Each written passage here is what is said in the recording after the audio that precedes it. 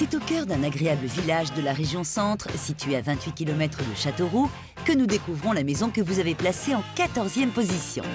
Cet ancien relais de poste, datant du XIIIe siècle, est la propriété d'Elisabeth et Vincent depuis 40 ans. Un bâtiment principal donnant sur la grande rue du village, et dans la cour, une ancienne grange qui a tout de suite tapé dans l'œil de ces céramistes aujourd'hui à la retraite. C'est la grange qui nous a terriblement intéressés parce que ça nous permettait d'y installer nos ateliers et c'est ça qui a déterminé l'achat de la maison.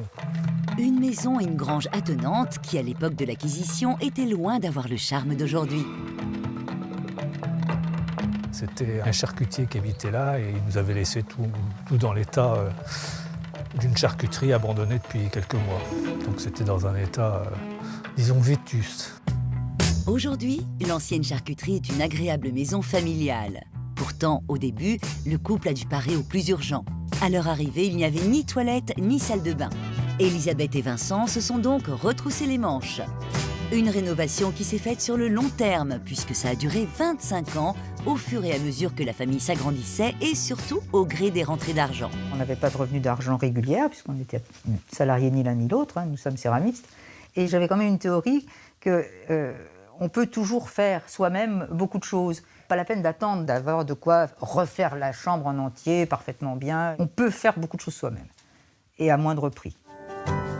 Mais il y a 5 ans, le couple a eu l'ambition de réaménager entièrement les combles pour recevoir leurs proches. On a eu une rentrée d'argent d'un héritage qui nous a permis de faire ces travaux qu'on n'aurait jamais pu envisager sinon.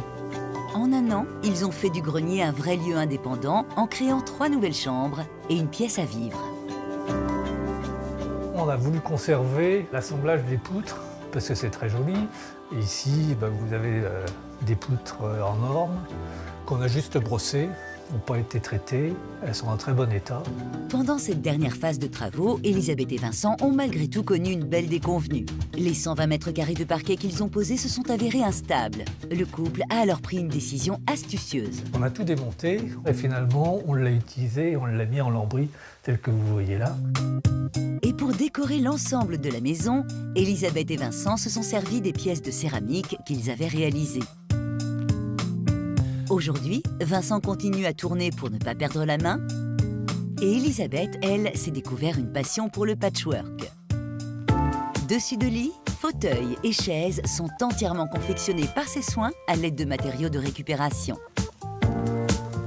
J'ai tout un réseau d'amis, de familles, etc. qui récupèrent autour d'elles des chutes de tissus, des vieux vêtements, des choses qui vont être jetées.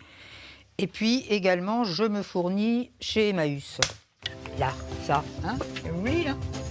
Il est presque neuf. Il va être jeté. Il n'est pas abîmé du tout. Ça va me faire un petit tissu pour mettre sur ces petits fauteuils là-bas. Mélanger avec d'autres, ça va être très bien. À l'époque, c'est la présence d'un atelier qui a motivé Elisabeth et Vincent à acquérir cette bâtisse. Aujourd'hui, c'est plutôt le potager qui aurait leur préférence. Un potager qu'ils cultivent ensemble, profitant des attraits de leur région. C'est un pays assez secret, et ça j'aime bien ici. C'est un pays de brume en automne, c'est un pays qui se découvre tout petit à petit.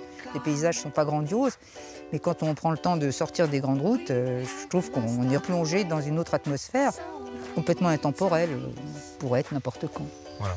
Ah, pas mal ça. Très beau. C'est bien, non ?